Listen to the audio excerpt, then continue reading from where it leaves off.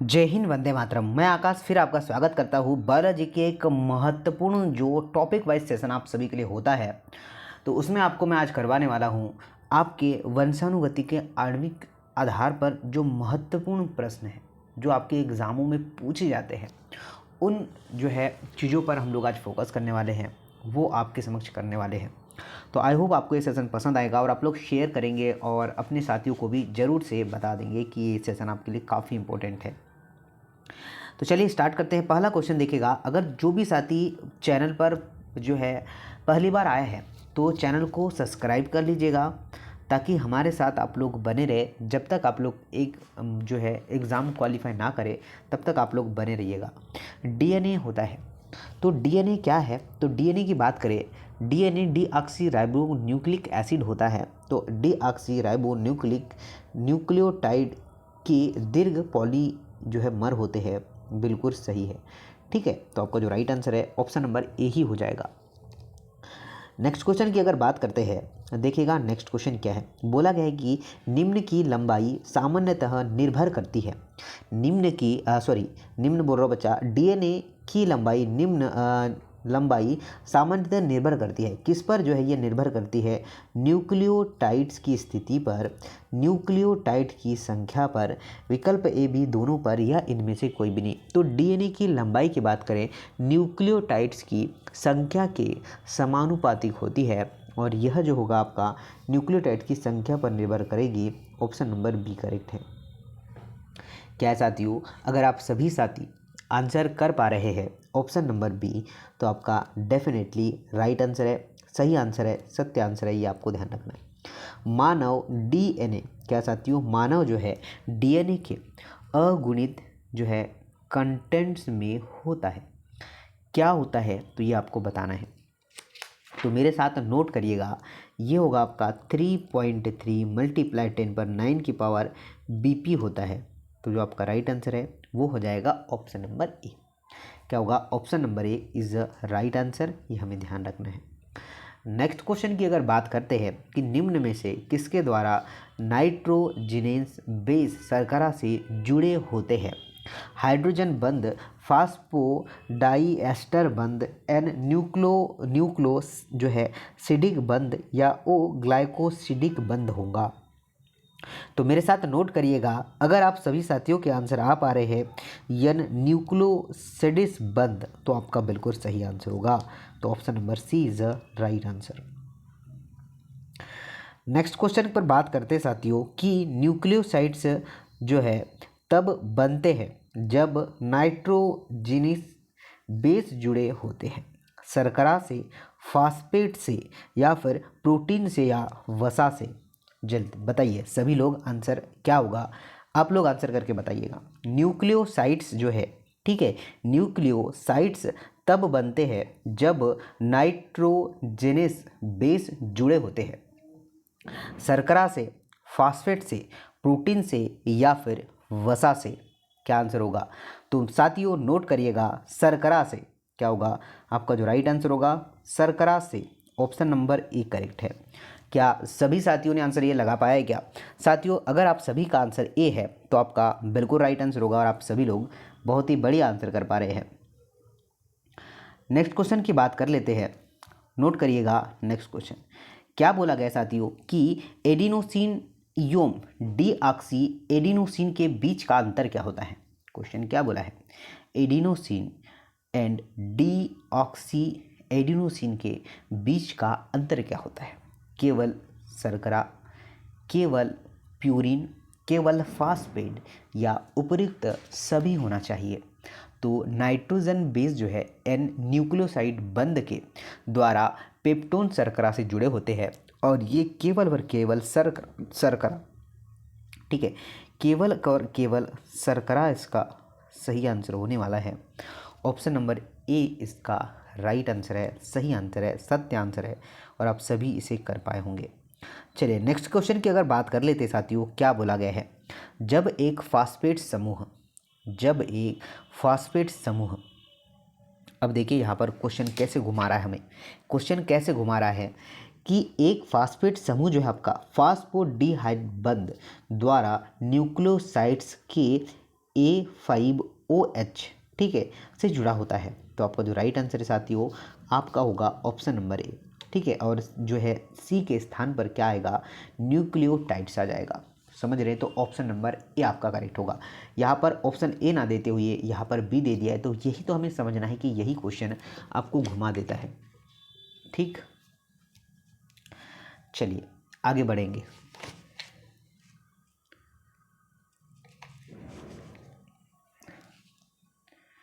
Next question पर बढ़ते हैं।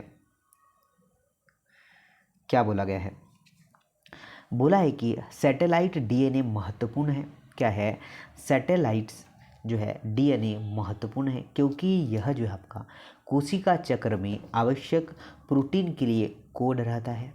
यह जनसंख्या में उच्च स्तर की बहुरूपता दर्शाता है एवं समान स्तर की बहुरूपता किसी व्यक्ति विशेष को दर्शाता है जो कि जनकों से बच्चों में क्या होता है, अनुपस्थित होता है। यह प्रोटीन के लिए कोड नहीं करता है और यह योग जनसंख्या के सभी जो है सदस्यों में समान होता है, या यह डीएनए प्रतिकृतिकरण के लिए आवश्यक एंजाइम के लिए क्या है, कोड करता है। बताइए क्या आंसर हो सकता है, क्या सभी साथी समझ पाए क्वेश्चन में? तो साथियों नोट करिएगा, आपका जो राइट आंसर होगा ऑप्शन नंबर बी ही हो जाएगा, ठीक है, कि यह जनसंख्या में उच्च स्तर की बहुरूपता दर्शाता है एवं समान जो है स्तर की बहुरूपता किसी व्यक्ति विशेष को दर्शाता है, ठीक है। आगे देखिए नेक्स्ट क्या है। नेक्स्ट क्वेश्चन की अगर बात करेंगे, डीएनए की रीढ़ हड्डी मतलब आपका जो बैकबोन बनी होती है शर्करा फास्फेट ए और बी दोनों की ही, तो नोट करिएगा, शर्करा की भी और फास्फोरस की भी बनी होती है, सॉरी फास्फेट की बनी होती है। तो जो आपका राइट आंसर है साथियों डेफिनेटली आप सभी लोगों का option number C right answer हो जाएगा। नेक्स्ट पर उसी तरीके से चर्चा करेंगे। बोला क्या गया है कि आरएनए में राइबोसोम शर्करा की 2 डेज स्थिति पर कौन सा अतिरिक्त समूह उपस्थित होता है। तो अगर अतिरिक्त समूह की हम लोग बात कर ले तो ये होता है OH होता है। क्या होता है साथियों, OH होता है। क्या सभी बंधु सभी भाइयों ने यही आंसर लगाया? क्या डेफिनेटली यही आंसर लगा पाया होगा। थायमिन के अन्य किसी नाम से, मतलब थायमिन को और किसी अन्य नाम से भी जाना जाता है। 2 मिथाइल आपका यूरेसिल, या फिर 3 मिथाइल, 4 मिथाइल, या फिर 5 मिथाइल यूरेसिन। तो नोट करिएगा साथियों 5 जो है मिथाइल यूरेसिल, ठीक। तो आपका जो राइट आंसर है ऑप्शन नंबर डी है। क्या हो जाएगा, option number D right answer हो जाएगा।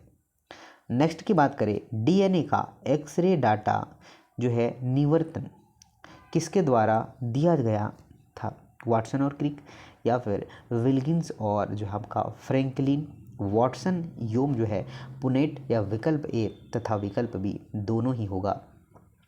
क्या आंसर होगा जरा बताइए साथियों। तो मेरे साथ नोट करिएगा, आपका जो राइट आंसर निकल के आएगा क्या होगा, जो है विल्किंस और फ्रैंकलिन। ऑप्शन नंबर क्या है, ऑप्शन नंबर बी करेक्ट है। क्या है साथियों, ऑप्शन नंबर बी करेक्ट है, ये हमें ध्यान रखना है। साथियों नेक्स्ट क्वेश्चन की अगर बात करते हैं, समुद्री अर्चिन के डीएनए जो कि आपका डबल स्टैंड था में जो है आपका 17 क्षार साइटोसिन थे।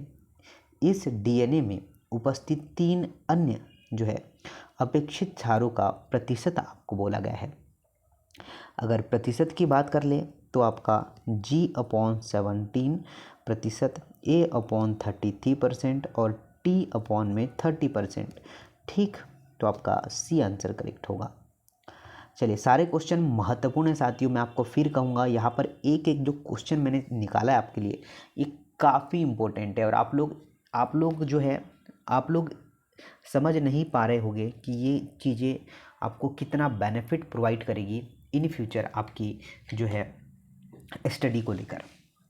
देखिए उपरोक्त आरेख आधारित महत्वपूर्ण में डी और ई द्वारा एफ को पहचानिए। तो डी ई एफ को हमें पहचानना है।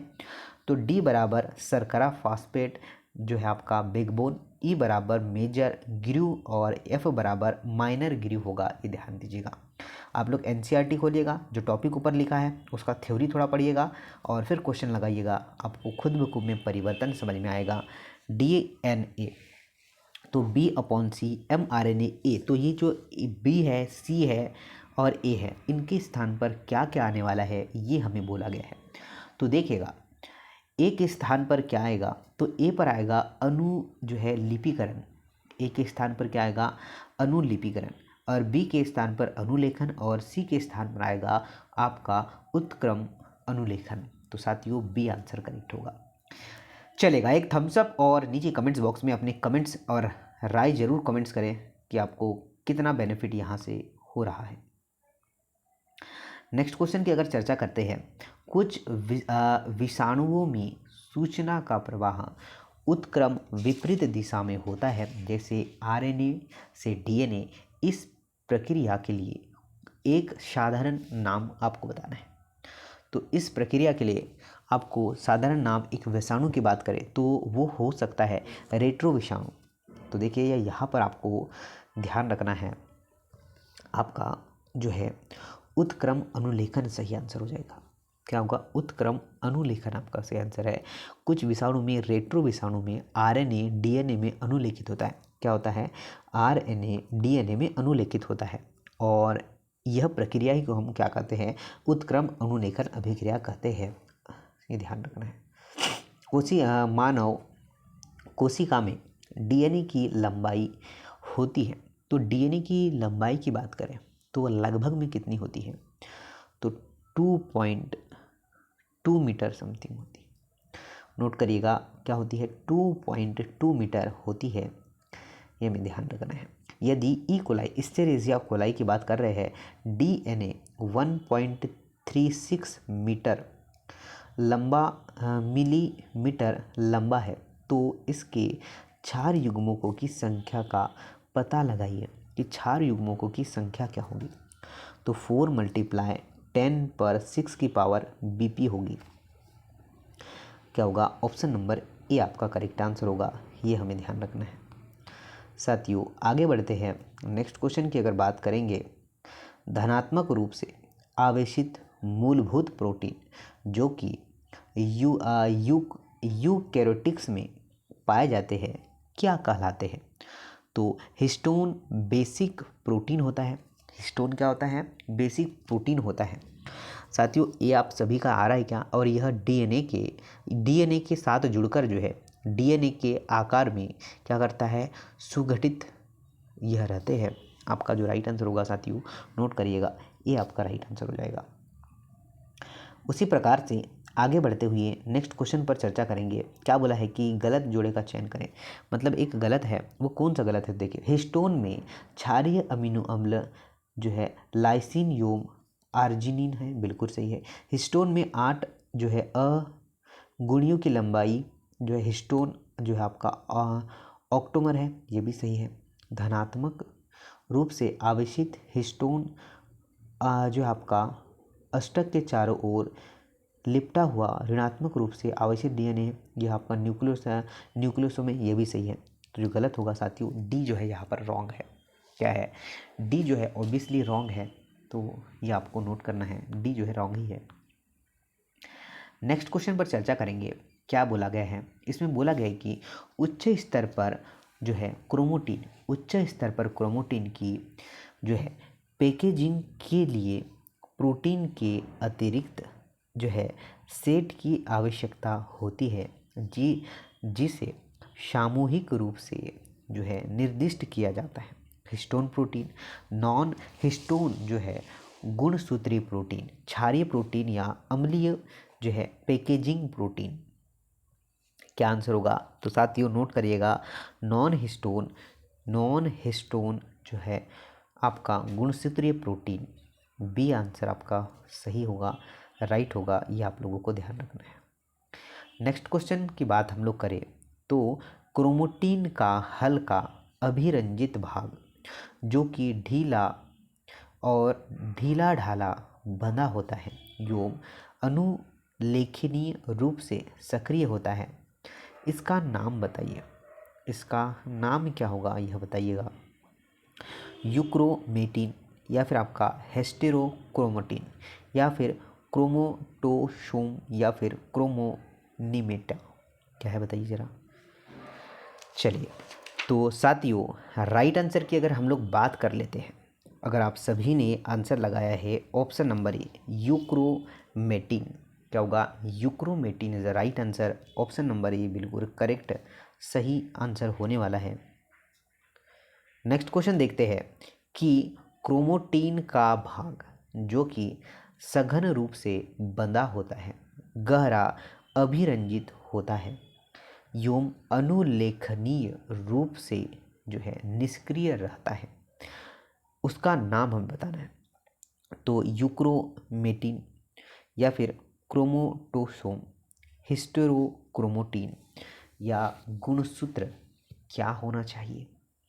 तो साथियों आप सभी लोग नोट करिएगा, आपका जो राइट आंसर होगा वो होगा आपका क्या हिस्टेरोक्रोमोटीन, क्या होगा सी आंसर आपका करेक्ट होगा, क्या होगा हिस्टेरोक्रोमोटीन इज द राइट आंसर। आप सभी का सही आंसर होने वाला है। नेक्स्ट क्वेश्चन की अगर बात करें तो फ्रेडरिक योम ग्रिफिन का प्रायोगिक जीव था। अगर फ्रेडरिक और ग्रिफिन का जीव की अगर हम लोग बात करते हैं तो ये होगा आपका स्ट्रेप्टोकोकस न्यूमोनी। क्या था साथियों, डी आंसर राइट है। और बहुत ही शानदार आप सभी लोगों के आंसर भी आ रहे हैं। चलिए आगे बढ़ते हैं। देखिए सेशन को शेयर वेयर कर दीजिएगा, ठीक है ना आप लोग।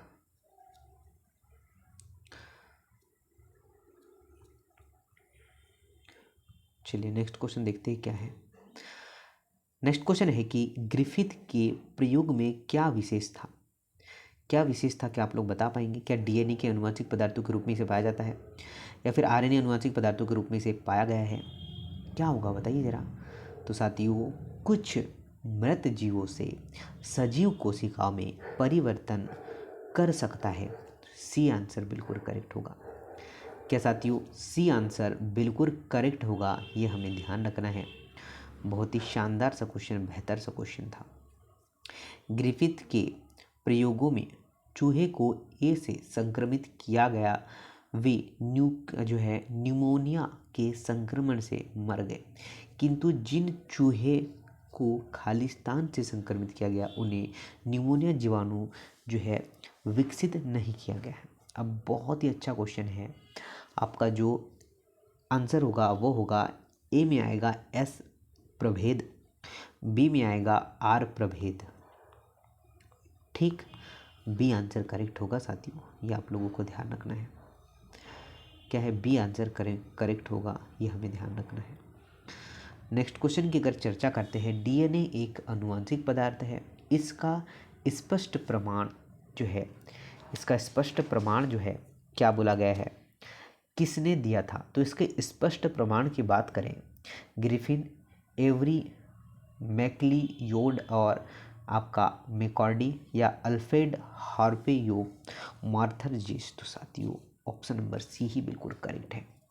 साथियों मज़ा आ रहा है आप लोगों को। साथियों सेशन को शेयर जरूर करिएगा, बस इतना जरूर करिए आप लोग। नेक्स्ट क्वेश्चन पर चर्चा करते हैं। क्या है, एक अणु जो कि आनुवंशिक पदार्थ के रूप में व्यवहार कर सकता है, इसे जो है नीचे दिए गए लक्षणों को पूरा करना चाहिए सिवाय इन लक्षण के। तो बताइएगा। इसे रचनात्मक एवं रसायन रूप से अस्थायी होना चाहिए, ठीक है। ये जो है आपका सही आंसर होगा ऑप्शन नंबर सी। हर्शे एवं चेज के द्वारा कौन से आइसोटोप्स प्रयोग किए गए थे। अगर आइसोटोप्स की बात करें तो जो होगा P32 और S35, ए वाला ही करेक्ट होगा। क्या होगा साथियों, ऑप्शन नंबर ए वाला ही आपका करेक्ट आंसर है, ये आपको नोट डाउन करके रखना है। जीवाणुभोजी, क्या बोला है, जीवाणुभोजी न्यूक्लिक अम्ल को किस रूप में आपका लेबल किया गया था। तो बताइए ज़रा। तो साथियों आपका जो सही आंसर निकल के आएगा वो P32 से अंकित किया गया। ठीक, क्या राइट आंसर है? ऑप्शन नंबर ए करेक्ट है। नेक्स्ट क्वेश्चन पर अगर चर्चा कर लें तो जीवाणुभोजी प्रोटीन आवरण को ई कोलाई की इस पर वृद्धि कराकर अंकित किया गया था। किसे अंकित किया गया था बताइए ज़रा। तो साथियों हम लोग ने अंकित किया गया S35 जो है अंकित sulphate, option number A correct है। तो साथियों ये थी आपकी महत्वपूर्ण और शानदार सी क्लास जो टॉपिक वाइज थी, और आई होप आप लोग को पसंद आएगी। कल मिलते हैं आपके मॉर्निंग सेशन में, आपसे मुलाकात होगी। तब तक के लिए अपना ख्याल रखिएगा। जय हिंद, वंदे मातरम।